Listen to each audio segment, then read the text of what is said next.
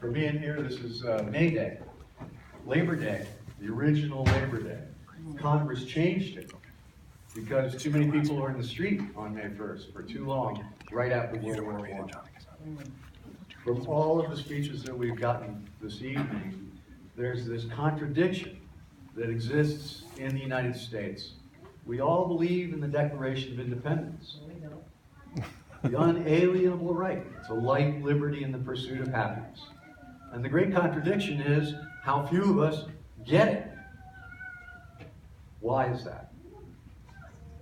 Well, just a little bit of self-promotion. Tomorrow at noon, there's something at the River Garden called the Democracy Forum. And I'll be talking there. And I'm going to talk about why that contradiction has developed, what's the historical root of it, and maybe what we can do a la everything that we've already heard tonight to change our current moment towards one that conforms more closely to the Declaration of Independence, which after all is about justice. I'm reading a speech from Mary Elizabeth or Mary Ellen Lease. She was a populist movement organizer in the 1890s, 80s and 90s. This speech dates to roughly 1890. She gave it in many places. She's most famous for having said, raise more hell and less corn. She's from Kansas. This is a nation of inconsistencies. The Puritans, fleeing from oppression, became oppressors. We fought England for our liberty and put chains on 4 million blacks. We wiped out slavery, and our tariff laws and national banks began a system of white wage slavery worse than the first. Wall Street owns the country.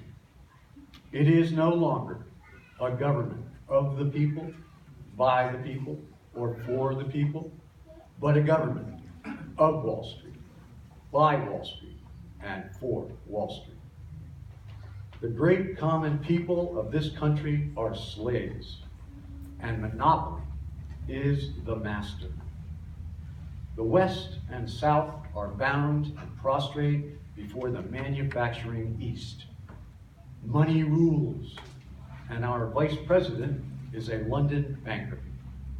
Our laws are the output of a system which clothes rascals in robes and honesty in rags. The political parties lie to us, and the political speakers mislead us. We were told 2 years ago to go to work and raise a big crop. That was all we needed. We went to work and plowed and planted. The rains fell, the sun shone, nature smiled, and we raised the big crop they told us to. And what came of it? 8-cent corn, 10-cent oats, 2-cent beef, and no price at all for butter and eggs. That's what came of it. The politicians said we suffered from overproduction. Overproduction. When 10,000 little children, statistics tell us, starve to death every year in the United States. And over 100,000 shop girls in New York are forced to sell their virtue for the bread their niggardly wages deny them. We want money, land, and transportation. We want the abolition of the national banks, and we want the power to make loans directly from the government. We want the foreclosure system wiped out. We will stand by our homes and stay by our fireside by force if necessary. And we will not pay our debts to the loan shark companies until the government pays its debts to us. The people are at bay. Let the bloodhounds of money who dug us thus far beware.